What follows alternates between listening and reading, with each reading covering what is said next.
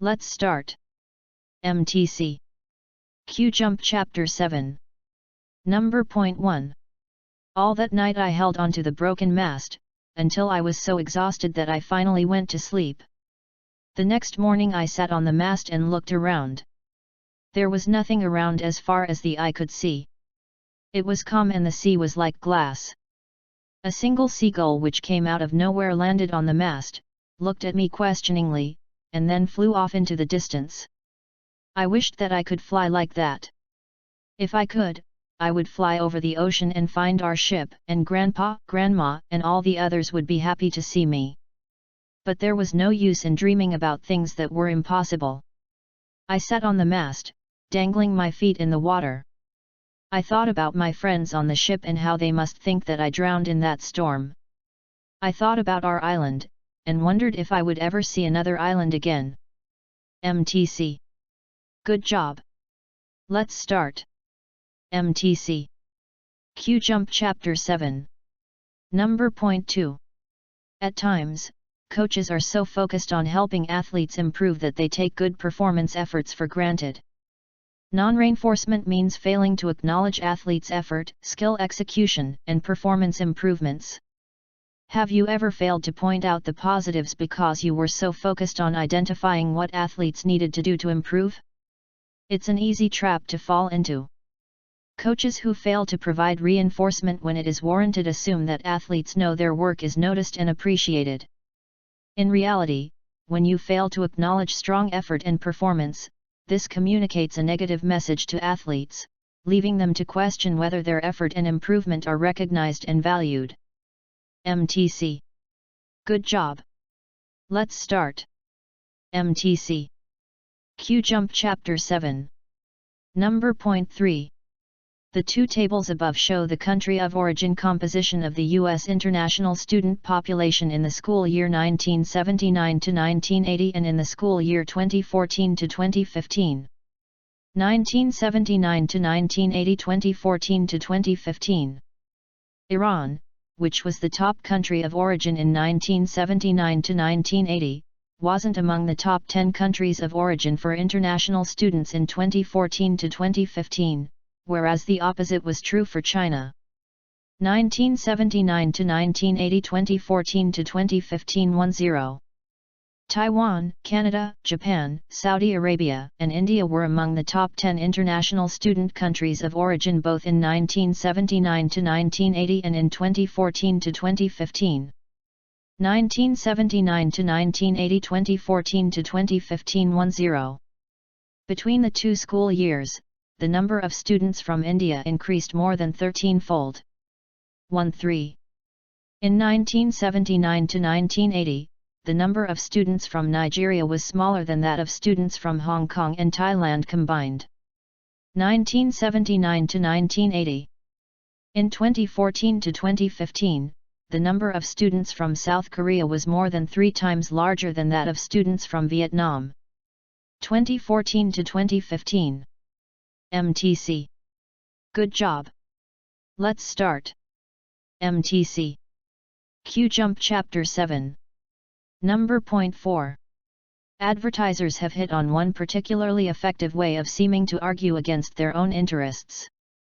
They mention a minor weakness or drawback of their product in the ads promoting it. That way, they create a perception of honesty from which they can be more persuasive about the strengths of the product. Advertisers are not alone in the use of this tactic.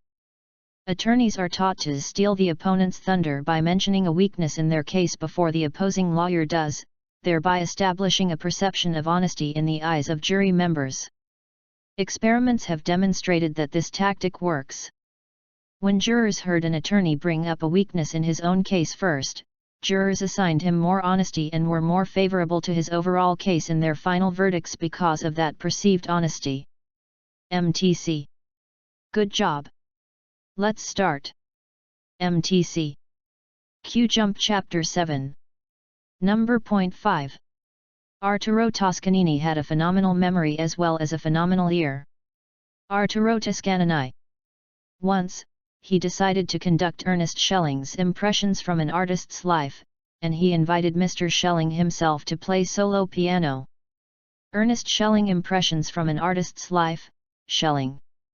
During rehearsal, Maestro Toscanini, who never looked at a score during rehearsal, although he kept one on the stage, stopped Mr. Schelling and stated that he believed the pianist had omitted a G flat.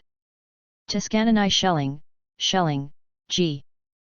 Mr. Schelling replied, "You are right. I did omit the G flat because I never wrote a G flat at that particular point in my original score." Schelling. G. That surprised Maestro Toscanini, so he invited Mr. Schelling to look at the score with him. Toscanini, Schelling. After looking at the score, it was Mr. Schelling who was surprised, and he said, "Mr. Toscanini, I did omit the G flat. In all the times I have played this piece I always omitted the G flat. Since the day I wrote it, I had completely forgotten it was there." Schelling, Toscanini, G. MTC. Good job. Let's start. MTC. Q-Jump Chapter 7. Number point 6. The best example I can share with you of not letting outside factors control you is to think of the late-night hotel front desk clerk. This person is responsible for receiving guests who may have encountered any number of difficulties in their travels to the hotel. The clerk doesn't know any of this, and he or she certainly doesn't have any control over them, yet the guest could still choose to treat the clerk with less than courteous behavior. The guest isn't necessarily doing it intentionally, it's merely the culmination of a difficult day. Same thing goes for the response you may get to your phone call or email. The prospect may simply be responding to you in a manner that reflects other things going on in their life at that moment. Don't let their actions impact your actions. You're better than that, and you probably have not had the same type of day they've had. MTC. Good job. Let's start. MTC. Q-Jump Chapter 7. Number point 7. Over half the human population of the planet now lives in cities, and the proportion is likely to continue to increase in the foreseeable future. Building in cities is becoming more and more important, and urban form and urban architecture are the focus of much debate.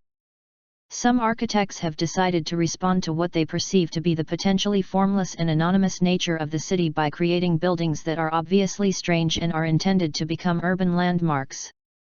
One of the simplest ways of making a building look unusual is to break the normal rules of structure, or at least make it seem as if gravity is of no consequence.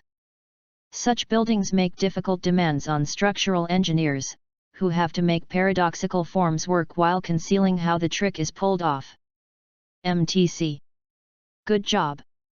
Let's start. MTC. Q-Jump Chapter 7. Number point 8. Several studies have investigated the cognition and perception of vocal lyrics in songs. Serafini and her colleagues studied the effect of lyrics on participants' memory for songs. Serafine.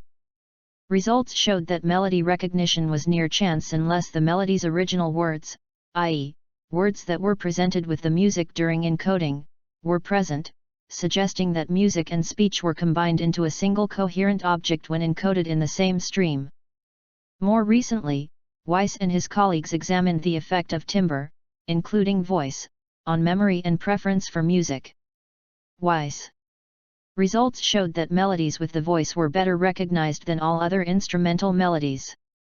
The authors suggest that the biological significance of the human voice provides a greater depth of processing and enhanced memory.